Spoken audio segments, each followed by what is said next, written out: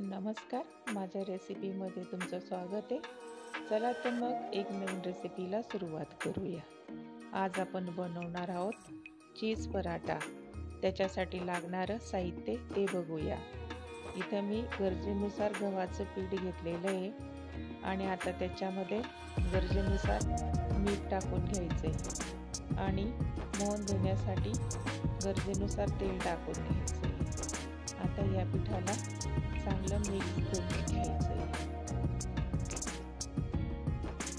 मुलांना रोज रोज भाजी पोळी खाऊन कंटाळा आलेला आहे, म्हणून आज काहीतरी नवीन बनवूया. अशा सोप्या रेसिपी बघण्यासाठी सर्व प्लीज या चॅनलला सबस्क्राईब नक्की करा. दादा ताईंना विनंती आहे, लाईक शेअर करायला विसरू नका. आपण आलू पराठा, मेथी पराठा, गोबी पराठा खात राहतो. आज नवीन काहीतरी बनवूया. त्यासाठी आज मी चीज पराठा बनवत आहे. अशा पद्धतीने पीठ तिळून घेतलेलं आहे. आता थोडं तेल टाकून पीठला चांगलं मिक्स करून घ्यायचं आहे. अशा पद्धतीने मी गोळा तयार करून घेतलेला आहे.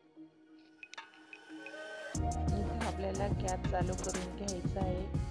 मी पाणी टाकून घेतलेलं आहे कुकरमध्ये आणि बटाटे टाकून घेतलेले आहे. याच्या मी 4 शिट्ट्या घेतलेल्या आहेत.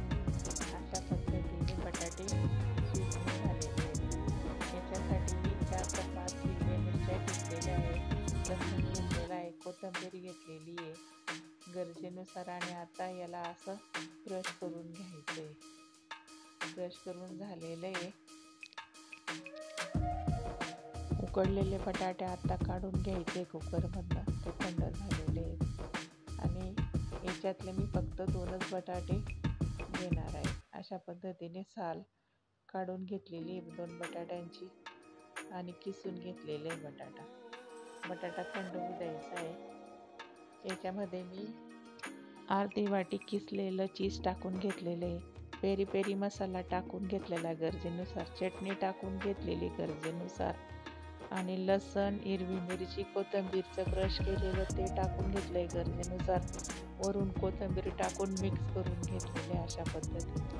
आता गॅस चालू करून घेतलेला आहे, पॅन ठेवलेला आहे. एक गोळा घेतलेला आहे. त्याच्या अशा पद्धतीने मी पारी तयार करून घेतलेली आहे. अशा पद्धतीने आपल्याला पारी तयार करून घ्यायची आहे. जो मसाला आपण तयार केलेला आहे बटाट्याचा, तो आता याच्यामध्ये भरून घ्यायचा आहे अशा पद्धतीने. आणि अशा पद्धतीने व्यवस्थित पॅक करून घ्यायचा आहे. आणि मग याचा आता आपल्याला पराठा लाटून घ्यायचा आहे. जे पराठ्यासाठी आपण सारण बनवलेलं आहे ते आपण मोदक बनवण्यासाठी सुद्धा वापरणार आहोत. अशा पद्धतीने मी पारीमध्ये मसाला भरून घेतलेला आहे. अशा पद्धतीने हाताने त्या पारीला व्यवस्थित हे करून घेतलेलं आहे. आणि आता पीठ लावून पराठा लाटून घ्यायचा आहे. अशा पद्धतीने मी पराठा लाटून घेणार आहे. जेव्हा आपण पराठा लाटण्यासाठी पारी तयार करतो, ती पारी व्यवस्थित बनवून घ्यायची आणि मगच त्याच्यामध्ये मसाला टाकून घ्यायचा आहे. इथं आता पराठा लाटून झालेला आहे. आता आपण बटर लावून या पराठ्याला चांगलं व्यवस्थित शेकून घ्यायचं आहे.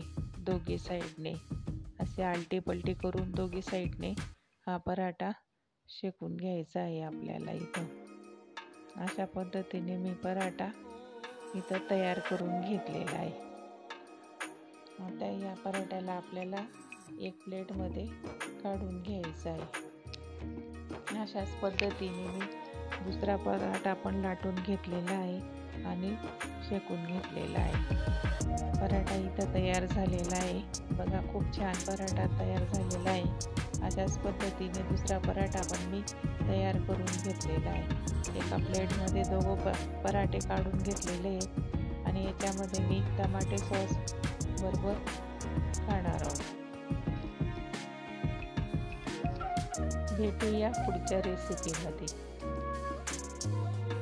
पराठा खूप छान झालेला आहे, मऊ लुसलुसीत झालेला आहे. बघा किती छान पराठा झाला.